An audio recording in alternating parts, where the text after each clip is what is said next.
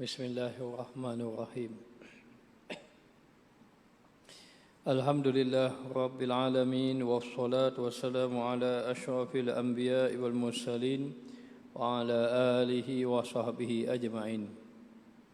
Allahumma lakal hamdu syukra wa lakal manu fadla wa nastaghfiruka ya hayyu ya qayyum. Salli wa sallim adada ilmika ala abdika wa rasulika wa habibika sayyidil ma'sum Sayyidina Muhammad wa ala alihi wa sahbihi wa ahli mahabbatih wa aslih syu'unal ummati wa farij 'anna al-humuma wal ghumuma ya hayyu ya qayyum. Rabbi shrah li sadri wa yassir li amri wa halul 'uqdatam min lisani yafqahu qawli. Insyaallah malam ini kita membaca kitab Mukasyafatul Qulub Imam Al-Ghazali dan kita akan membicara mengenai ghibah dan namimah. Allah menetapkan tercelanya ribah. Ribah bermakna mengumpat. Namimah bermakna mengadu domba ataupun membuat fitnah. Allah menetapkan tercelanya ribah, iaitu mengumpat, di dalam kitabnya Al-Quran. Dan Allah Ta'ala menyamakan pelakunya, orang yang melakukan mengumpat. Orang yang mengumpat itu dia disamakan dengan pemakan bangkai. Sama dengan makan bangkai. Dia mengumpat saudaranya seperti dia makan bangkai saudaranya. Allah Subhanahu wa taala telah berfirman dalam surah Hujurat ayat yang ke-12. A'udzubillahi minasyaitonirrajim. Bismillahirrahmanirrahim.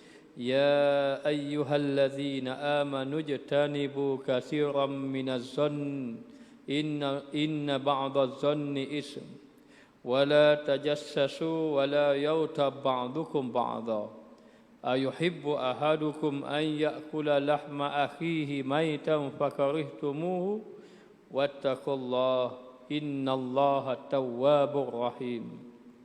Maksudnya, wahai orang-orang yang beriman, jauhilah kamu kebanyakan dari sangkaan, yakni sangka buruk, supaya kamu tidak menyangka sangkaan yang dilarang, yakni sangka buruk, yakni jauhkanlah kamu daripada bersifat suka menyangka ataupun bersangka pada seseorang, kerana sesungguhnya sebahagian daripada sangkaan itu dosa. Jadi bersangka buruk dosa, bersangka baik pahala. Sebahagian daripada sangkaan itu membawa kepada dosa. Dan janganlah kamu tajassasu, janganlah kamu mencari-cari, mengintip ataupun mencari-cari kesalahan orang. Wala tajassasu wala yaghtab ba'dukum ba'dha. Dan jangan juga kamu ini mencari-cari kesalahan dan mencari-cari keaiban orang. Dan jangan kamu ini wala yaghtab ba'dukum ba'dha, jangan kamu mengumpat sebahagian daripada sebahagian kamu. Yakni jangan kamu mengumpat akan orang lain. Ayuhibbu ahadukum an ya'kula lahma akhihi maitan fakarihtumuhu? Adakah kamu ini suka memakan daging saudara kamu yang telah mati? Maka yang demikian keadaan mengumpat itu sudah tentu. Makan daging saudara kamu itu sudah tentu kamu tidak suka. Maka demikianlah kamu tidak suka makan daging, maka jangan kamu ini mengumpat, kerana orang yang mengumpat seumpama makan daging saudaranya. Oleh itu patuhilah larangan Allah Ta'ala. Wattaqullah, bertakwalah kamu kepada Allah. Innallaha tawwabur rahim, sesungguhnya Allah Ta'ala itu maha menerima taubat lagi bersifat pengasih penyayang. Maka dikatakan bahawa dalam ayat ini memberitahu kepada kita, yang pertama, jangan sangka buruk pada orang. Akibat daripada sangka buruk datanglah penyakit yang lain. Apa dia? Mencari-cari keaiban orang. Orang ni tak bagus ni, maka dicari kat mana yang tak bagusnya.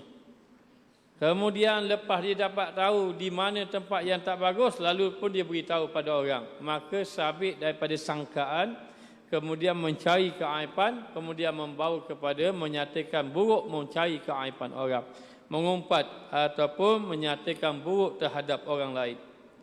Maka perkara ini Allah Ta'ala beri pertanyaan, ayuhibbu ahadukum an ya'kula lahma akhihi maitan fakarihtumuhu. Mu suka ke makan daging bangkai yang busuk? Daripada bangkai itu bangkai orang yang kamu mengumpat. Fakarihtumuhu, nasai kamu tidak akan suka. Maka dalam keadaan itu Allah berkata, wattaqullah, bertakwalah kamu kepada Allah. Yakni di mana saja kamu berada, jauhilah daripada sifat mengumpat ini. Wattaqullah, takutlah kamu kepada Allah. Innallaha tawwabur rahim. Allah Ta'ala Maha menerima taubat, yakni kepada orang yang pernah mengumpat, bertaubatlah kamu kepada Allah. Kita yang pernah mengumpat, kita kena bertaubat kerana Allah Ta'ala itu Tawwab, Maha menerima taubat. Rahim, dan Allah kasih kepada kita. Allah bersifat pengasih. Maka memberitahu kepada kita 3 sifat yang dibenci, bersangka buruk, mencari-cari keaiban dan menyatakan keburukan terhadap orang lain. Maka ini dilarang sama sekali.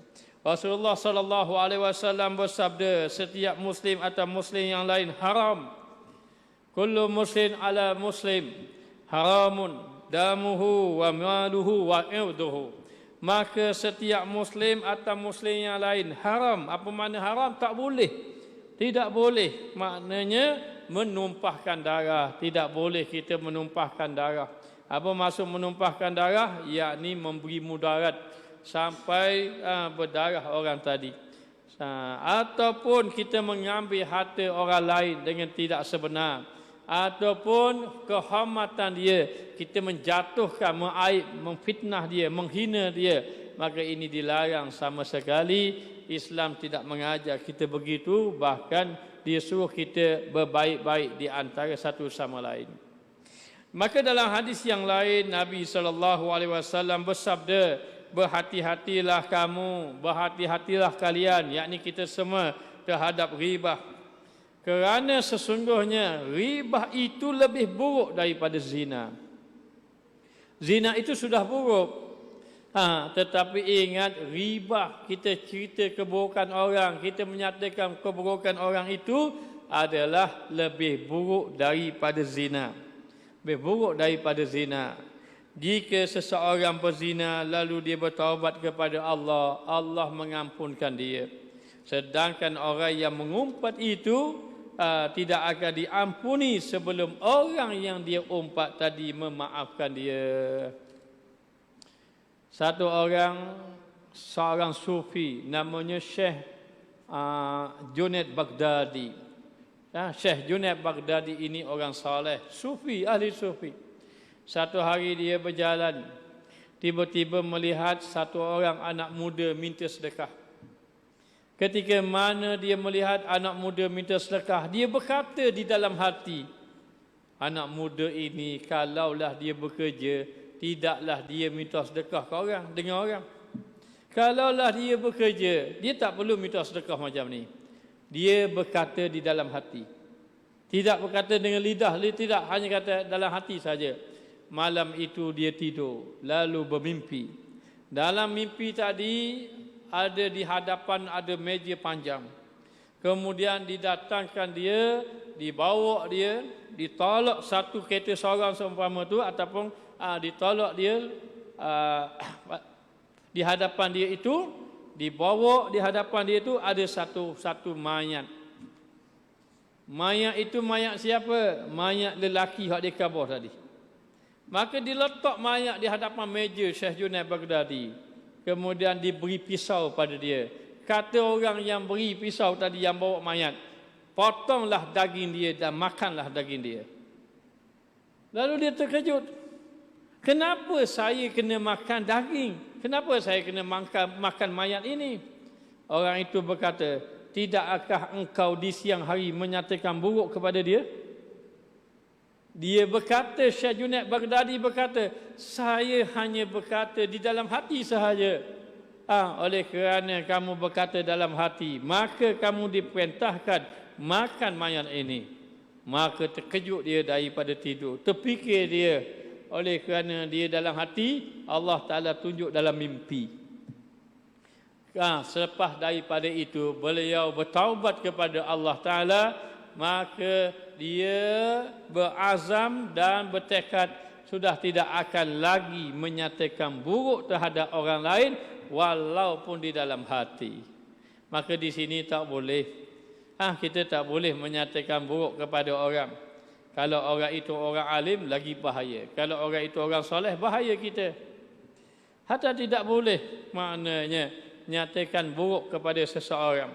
Lalu dikatakan bahawa para ulama berkata, perumpamaan orang yang mengumpat orang lain seperti orang yang memasang lastik. Ia menembak ke kanan, ke kiri, demikianlah dia tengok lastik kanan, lastik kiri, maknanya apa? Dia melastik kebaikan dia. Dia buang kebaikan di belah kanan, belah kiri, belah kanan, belah kiri. Akhirnya akibat daripada mengumpat itu menyebabkan amal ibadahnya itu hilang. Kerana apa? Kerana diberi kepada orang yang dia umpat. Maka dengan ini kita tidak boleh lagi menyatakan buruk kepada orang lain.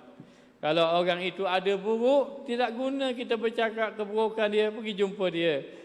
Kamu tak boleh buat begini, begini, begini, menasihati dia supaya dia meninggalkan akan keburukannya. Kerana Nabi SAW bersabda, bihasbi imri'in minasyarri an yahkira akhahu muslim. Seseorang itu dikira melakukan kejahatan bila mana dia mencela orang muslim yang lain. Maka dengan sebab itu disuruh kita jaga lidah kita, moga-moga kita tidak menjadi orang yang mengumpat. Rasulullah SAW bersabda, orang yang mengumpat saudaranya berarti dia menginginkan keburukannya. Dia nak keburukannya, pada hari kiamat Allah Ta'ala menghentikannya di atas jambatan Jahannam sehingga keluar apa yang hendak diperkatakannya. Dia yang mengumpat, dia mencari keburukan diri dia. Dia mengumpat buruk orang, tetapi sebenarnya dapat keburukan pada diri dia. Maka dekat negeri akhirat, dia pun pergi dekat titian siratal mustaqim. Ketika mana dia nak melintas jambatan tadi, maka akhirnya tertahan dengan sebab perkataan-perkataan dia. Ada satu orang, dia kata, kalaulah saya ingin mengumpat, nescaya saya akan mengumpat ibu bapa saya. Orang rasa heran. Kenapa kamu kata begitu? Kalau saya ingin mengumpat, nescaya saya akan mengumpat ibu bapa saya. Kerana bagi saya, ibu bapa saya lah orang yang paling utama saya beri pahala kepada dia. Maka fahamilah bahawa apabila kita mengumpat kepada orang itu, bermakna kita telah memberi pahala kita kepada orang itu. Memberi pahala kita pada orang tadi. Nabi SAW bersabda, atadruna minal muflis. Kamu tahu tak orang yang muflis? Orang kita panggil muflis ni bankrupt. Tahu tak orang muflis? Tahu ya Rasulullah. Dan muflis itu apa? Muflis itu al-muflisu man la dirhamalahu wala mata. Muflis itu orang tidak ada harta, tidak ada duit. Orang tidak ada duit, orang tidak ada tanah. Contoh. Duit dalam bank tak ada, geran tanah tak ada. Itulah orang muflis. Rasulullah kata, itu muflis tu tak ada benda. Maknanya kadang-kadang muflis, dia muflis. Harta dia duduk dengan orang banyak lagi. Muflis itu bukan dimasukkan. Yang dimasukkan al-muflisu fina man ya'ti yaumal qiyamah bi salatin wa siyamin wa zakatin. Orang yang datang dekat hari kiamat, dia ada pahala puasa, dia ada pahala zakat, dia ada pahala sembahyang, dia ada pahalanya. Tapi apa yang berlaku? Waqad syatama haza, wa qadhafa haza, wa daraba haza, wa akala mala haza. Apa dia? Dia duk cela orang, dia duk kutuk orang, dia duk kata orang, dia duk ambil harta orang, dia buat zalim orang. Akhir sekali diambil daripada kebaikan dia, beri kepada orang yang dibuat zalim. Bila dia beri pahala dia, rupanya dia tak ada pahala pun. Maka dibayar dengan pahala dia. Bila dibayar dengan pahalanya, fayakhudhu min hasanatih, diambil pahalanya. Fa in faniyat hasanatuh, tiba-tiba pahalanya habis. habis pahala dia. Maka diambil dosa orang yang dia buat zalim, letak atas kepala dia. Pahala habis, dosa tambah. Maka disuruh kepada kita, moga-moga apa yang dikata oleh Imam Al-Ghazali ini menjadi panduan. Kerana sebelum ini mungkin kita banyak mengatakan buruk pada orang, tetapi setelah kita faham ini, sudah tidak ada jalan menyatakan buruk pada orang. Setelah kita membaca kitab-kitab tasawuf, tak tahu jalan mana yang nak boleh kata ke orang, nak menyatakan buruk pada orang. Ada mengatakan boleh beberapa keadaan. Seperti apa dia kata? Seperti kita maknanya kita menyatakan satu orang tadi untuk supaya orang lain tidak memberi mudarat. Mau kenal tak orang ni, nama sekian-sekian. Jaga tu, dia ni bahaya ni.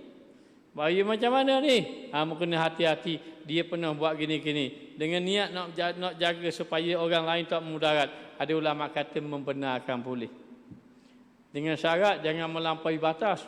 Habis cerita orang ni gini-gini, jangan. Khabar saja orang ni, dia ni bahaya, pernah buat gini. Gitu saja sudah. Jangan lebih-lebih. Dan sedaya upaya elakkan daripada menyatakan buruk terhadap orang lain. Maka dikatakan bahawa selanjutnya sabda Nabi SAW, apa itu ghibah? Mengumpat itu apa? Adalah engkau menyebut-nyebut tentang perkara yang tidak disukai saudara kamu. Kamu sebut sesuatu perkara yang dia tidak suka. Baik tentang kekurangan pada tubuh dia, ataupun kepada keturunan dia. Oh, dia keturunan tak bagus tu. Ataupun dari segi perkataan dia, dia kata gini-gini contohnya. Ataupun dari segi agama dia, orang ni jenis tak jaga agama. Maupun dunia dia, oh dia ni miskin sangat, sebut pada dunia. Ataupun hingga pada pakaian dia, apa ni pakaian gitu sama, pakai apa ni berselekeh sekali contohnya. Ataupun pada jubah je, tunjuk-tunjuk lebar tu pakai jubah. Contohnya macam-macam manusia ni. Ataupun pada jubahnya, ataupun pada kenderaan dia. Bawa kenderaan mewah ni, riak ni, nak tunjuk ke orang ni. Jenis megah ni. Semua itu dikira mengumpat. Semua itu kira mengumpat maknanya. Apabila kita menyatakan buruk kepada orang. Maka para ulama terdahulu menyebutkan, bahkan kalau anda mengatakan bahawa kita kata, ini kata ulama, kita kata pada dia, pada seseorang tadi, kalau anda mengatakan bahawa si fulan itu pakaiannya pendek, pakaiannya itu labuh dah lalu, Allah sekak dah lalu, maknanya kata itu sudah dikira ghibah. Hanya kata pada pakaian je, itu sudah dikira ghibah, mengumpat. Apatah lagi bila menyebut pada orang yang memakai itu, memakai tadi. Apatah lagi jika anda menyebut sesuatu yang tidak disukainya. Maka demikianlah disuruh kita agar menjaga supaya tidak menyebut keburukan-keburukan orang. Diriwayatkan seorang perempuan yang rendah datang kepada Nabi Muhammad SAW untuk menyampaikan beberapa keperluannya. Ketika ia keluar, Sayyidatina Aisyah radhiyallahu anha, ini isteri Rasulullah, dia kata rendahnya budak perempuan tu. Betapa rendahnya. Maknanya dia tengok begitu. Siti Aisyah tu dia tidak ada niat nak menghina orang, tak ada. Tapi dia tengok orang tu rendah, maka Siti Aisyah kata, rendahnya. Betapa rendahnya orang itu. Rasulullah kata, "Hei Aisyah, kamu telah mengumpat," katanya Rasulullah. Maknanya, Aisyah, kamu telah mengumpat, dia kata. Maka maknanya menyesallah Siti Aisyah tersalah kata tadi. Itu bukan katanya, maknanya sangguplah kita kata depan dia, mu ni rendah. Maknanya mungkin kita tak sanggup, dia pun tak suka dengar macam tu. Maka Rasul kata, "Hei Aisyah, kamu telah mengumpat dia." Begitu Nabi SAW menjaganya. Maka tentang tercelanya mengumpat ini kena jaga-jaga. Yang pertama, mengumpat ini perbuatan yang dicela, dosanya besar. Maka berdasarkan dalam kitab ini, berdasarkan hadis Nabi, berhati-hati kalian dengan mengumpat, kerana mengumpat itu lebih buruk daripada zina. Lebih buruk daripada zina. Ini yang pertama. Lepas pada ni memang kena jaga dah kita. Jaga-jaga. Maknanya jangan mengumpat ustaz-ustaz yang mari mengajar. Maknanya kabar sudah. Maknanya jangan duk mengumpat imam-imam, jangan duk mengumpat bilal-bilal. Hatta jangan mengumpat jaga-jaga pun jangan. Tak boleh. Maknanya dan juga jamaah-jamaah yang ulang alik masjid tidak boleh. Kalau tidak setuju, bincang baik-baik. Maknanya pada dia tadi. Daripada kita kata belakang tak selesai masalah. Maka dikatakan bahawa yang pertama bahayanya mengumpat ini, yang pertama dosanya lebih daripada zina. Yang kedua, apabila dia mengumpat bermakna dia mencipta keburukan dirinya. Orang lain buruk, maka di sisi Allah dia yang buruk. Maka dia menambah akan dosa dirinya, maka meletakkan dia pada pandangan Allah dia seorang yang buruk. Dan yang ketiga, apabila dia mengumpat sahaja, pahala dia akan boleh kepada orang yang mengumpat. Maknanya apa? Maknanya perbuatan mengumpat menghilangkan amal ibadah kita. Sebab itu kalau dikatakan bahawa orang itu amal ibadat, maka mengumpat akhirnya tidak ada amal. Maka berlaku di zaman Nabi sallallahu alaihi wasallam, ada satu orang wanita salehah. Wanita yang salehah. Salehah dia ini malam siang ibadat. Siang puasa, malam jaga malam.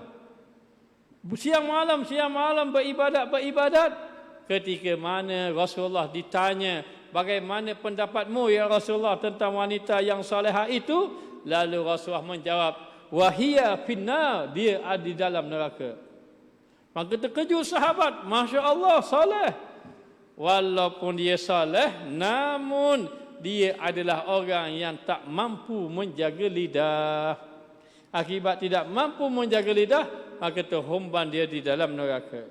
Di dalam kitab Ihya Ulumuddin menceritakan bahawa seorang sahabat mati dalam perang Uhud. Ini syahid kiranya mati dalam perang Uhud ini tadi. Maka ketika mana sahaja diuruskan jenazah, baginda sallallahu alaihi wasallam menghadirinya. Bila Rasulullah hadir dalam pengurusan jenazah, bergembira ahli keluarganya. Lalulah ahli keluarganya berkata, untunglah kamu menjadi ahli syurga. Lalu Rasulullah kata, belum tentu. Kerana sesungguhnya boleh jadi ada beberapa perkataan yang menyebabkan terhalang dia daripada masuk di dalam syurga. Maka antaranya boleh jadi wallahualam, Rasulullah tidak sebut perkataan apa. Boleh jadi dengan sebab mengumpat, boleh jadi dengan sebab fitnah dan seumpamanya. Maka jaga, cukup 3 perkara ini menyebabkan kita meninggalkan mengumpat. Apa dia? Yang pertama, dosa lebih besar pada zina. Yang kedua, menyebabkan sebagaimana dia ini besarnya zina, besar lagi, banyak besarlah dosa yang dia cipta. Dan yang ketiga, memberitahu bahawa amalan-amalan saleh tadi akan hilang dengan sebab mengumpat. Moga-moga Allah Ta'ala jaga lidah kita. Moga-moga kita menjadi orang yang saleh di sisi Allah Subhanahu Wa Ta'ala. Itu tentang mengumpat. Ada pun tentang tercelanya namimah. Namimah ini banyak. Ada mengatakan mengadu domba. Sabit perkataan kita, orang bergaduh.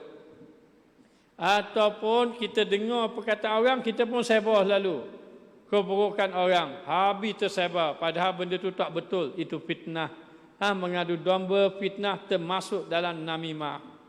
Lalu dikatakan bahawa Rasulullah sallallahu alaihi wasallam bersabda bahawa seburuk-buruk manusia pada hari kiamat adalah orang yang bermuka-muka.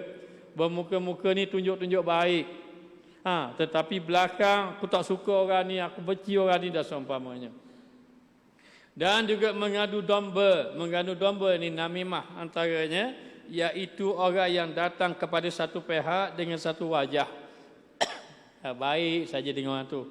Baik saja. Lepas tu dengar cerita, cakap. Lepas tu orang tu tak ada cerita. Saya tak suka orang ni sebenarnya. Saya depan ni saya buat baik saja. Orang ni saya tak suka gini. Maka dia pun cerita buruk orang tadi. Maka satu pihak dengan satu wajah dan datang pada pihak yang lain dengan wajah yang lain.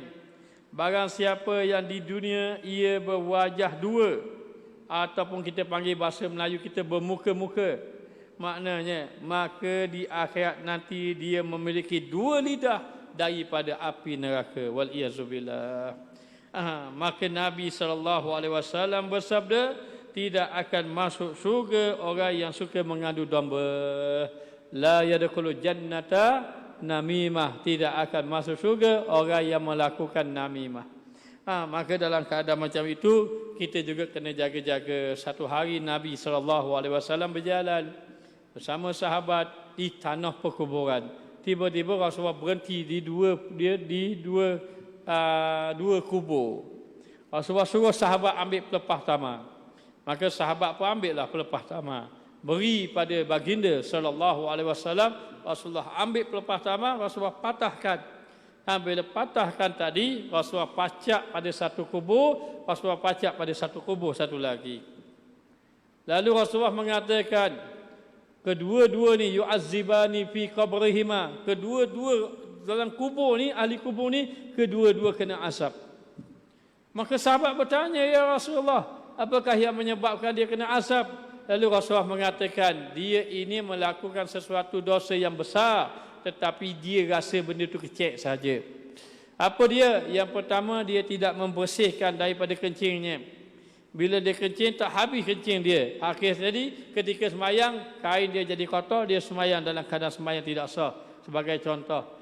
Dan yang kedua, dia melakukan namimah. Apa dia namimah? Dia mengadu domba, daripada perkataan dia menyebabkan orang bergaduh, ataupun daripada dialah dia menyebarkan keburukan orang. Maka dengan sebab itulah ahli kubur ini diazab oleh Allah Subhanahu wa taala. Oleh kerana itu, kita kena bertaubat kepada Allah. Mungkin kita pernah juga tersalah cakap ke apa-apa, kena bertaubat. Kerana apa? Namimah ini membawa kepada azab di dalam kubur. Maka dikatakan, ada orang yang menanyakan, apakah hikmah Allah Subhanahu wa taala mencipta setiap makhluk mempunyai lidah. Lidah yang berbicara dan yang tidak berbicara. Ada juga Allah Taala beri makhluk tak cakap. Ada juga Allah Ta'ala beri makhluk cakap. Makhluk apa tidak bercakap? Oh banyak, ikan tak cakap. Contohnya. Maka dikatakan, sementara ikan tidak ada lidah sama sekali. Kata kitab ni, ikan tak ada lidah. Kita tak pernah kaji pun ikan ada lidah ke tak. Tapi dalam kitab ni kata ikan tak ada lidah rupanya. Maka ikan tidak ada lidah sama sekali.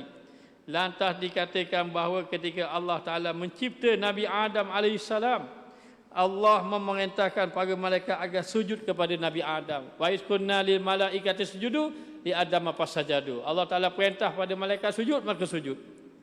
Lalu mereka semua sujud illa iblis, kecuali iblis. Sehingga Allah Taala melaknatnya. Allah Taala melaknat iblis kerana iblis tidak mahu sujud.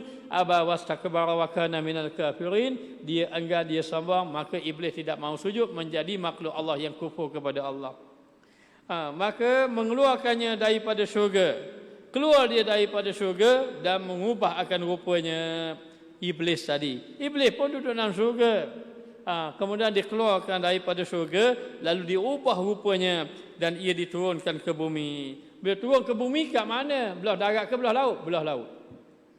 Belah laut. Lalu yang pertama dilihatnya ikan. Iblis ni diturun atas ke bumi, turun ke laut. Maka makhluk yang dilihatnya ikan. Dia mengkhabarkan kepada ikan tentang penciptaan Nabi Adam. Hei ikan, aku nak beritahu ni penciptaan Nabi Adam. Maka dia cerita kisah Nabi Adam yang Allah Ta'ala ciptakan daripada tanah. Selanjutnya ia mengatakan bahawa Nabi Adam akan memburu kamu. Katanya iblis. Iblis kata, jaga Nabi Adam kaki, dia akan buru kamu kaki. Maknanya, dan dia akan mengambil binatang-binatang yang ada di laut. Bukan saja di laut, kata iblis. Atas darat pun dia bahanggok kata. Mana dia ambil juga. Kata iblis, awal-awal turun atas muka bumi fitnah lalu ada Nabi Adam AS. Ini iblis. Lalu ikan pun menyampaikan khabar tentang penciptaan Nabi Adam kepada binatang-binatang lautnya. Lalulah bila ikan dapat tahu iblis cerita. Iblis cerita, oh bahaya kali aku ni, dia kata ada seorang nanti akan ada manusia yang bernama Nabi Adam. Dia akan duduk atas muka bumi. Nabi Adam ini dia akan makan habis ikan-ikan dalam laut. Habis dia akan makan, dia akan tangkap habis ikan-ikan dalam laut dan juga binatang darat pun dekat. Jadi bila ikan dengar jadi takut ikan. Oh kuat propaganda iblis. Jadi takut. Jadi bila jadi takut macam mana? Maka ikan pakat kumpul ramai-ramai. Nak khabar ni, dapat WhatsApp baru ni. Dapat berita baru ni. Apa dia? Allah iblis bagi tahu. Iblis bagi tahu Adam nanti turun atas muka bumi, habislah dia takak habis kita duduk dalam laut tadi.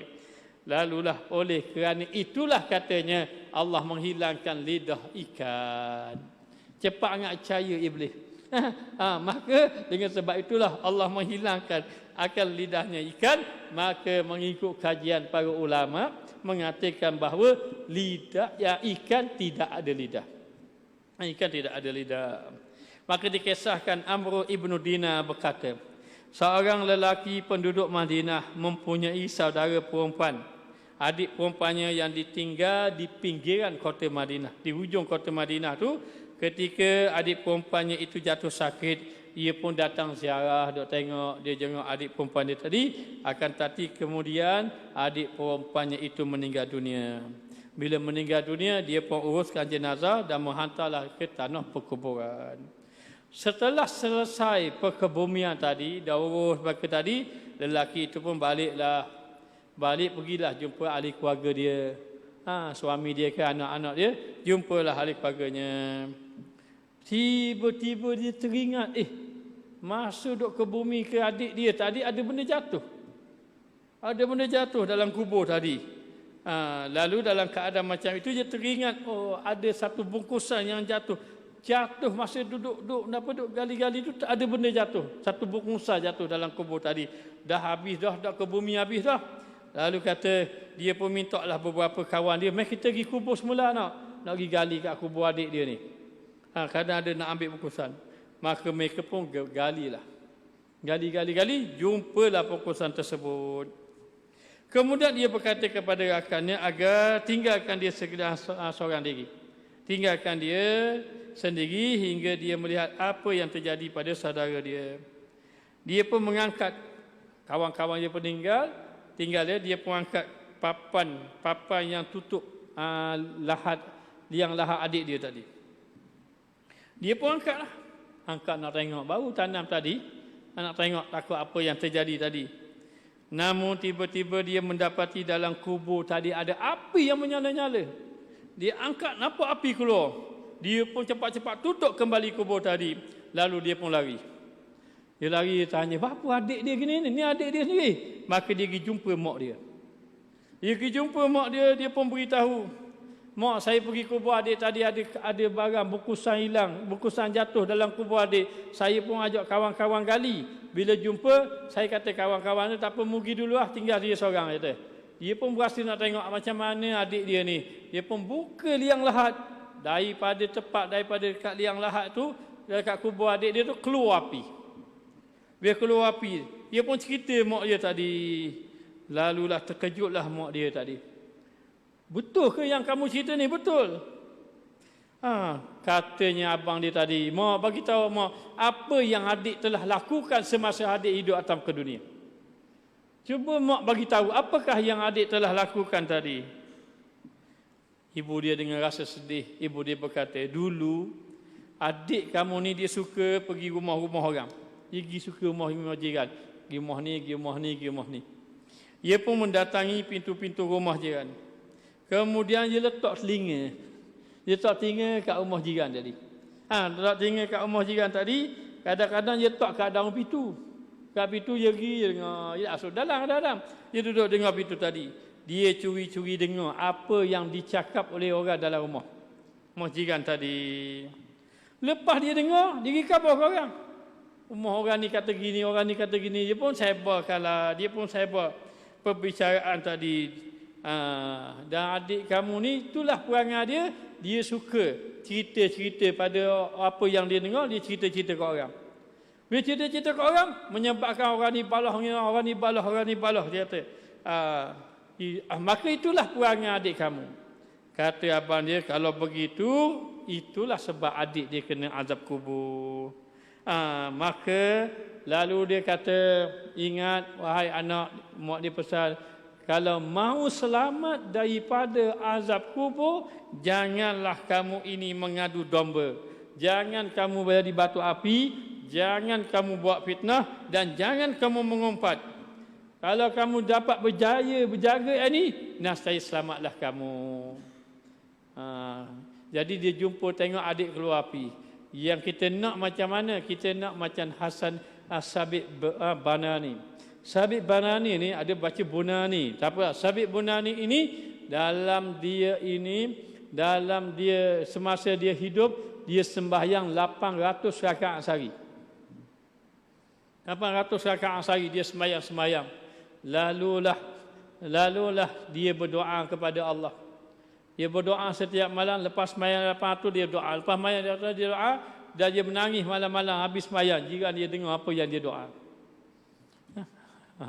Jadi dia ada dengar apa yang dia doa. Akhirnya sekali ada kisah seumpama tadi orang gali kubur Bunani ni, Sabit Bunani ni kelihatan dia sujud duk mayang dalam kubur dia tadi. Kerana apa? Kerana soleh dia sampai dalam kubur pun sembahyang. Wallahu alam, kita sambung akan datang. Banyak lagi cerita menarik mengenai ini. Insya-Allah kita bertemu akan datang. Bismillahirrahmanirrahim. Rabbana zalamna anfusana wa illam taghfir lana wa tarhamna lanakunanna minal khasirin. Wa sallallahu ala sayyidina Muhammad wa ala alihi wa sahbihi wasallam. Walhamdulillahirabbil alamin.